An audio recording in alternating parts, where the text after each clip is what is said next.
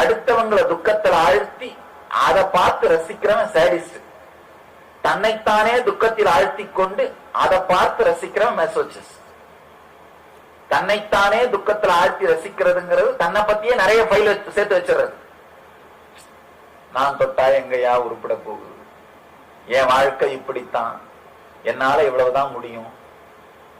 தன்னை பத்தியே ஒரு தொடர்ந்த சங்கிலி தொடர் போன்ற எண்ணங்களை உருவாக்கி வச்சிடறது.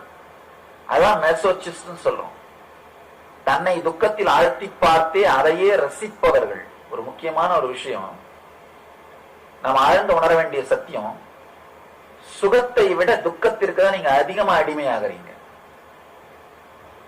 சுகத்தை விட துக்கத்துக்கு தான் அதிகமா அடிமையாகிறீங்க. காரணம், துக்கம் ஒரு விதமான தெரிந்த ஒரு ஹோம்லி ஃபீலிங் உங்களுக்கு கொடுத்துருது. சுகத்தில் இருக்கும்போது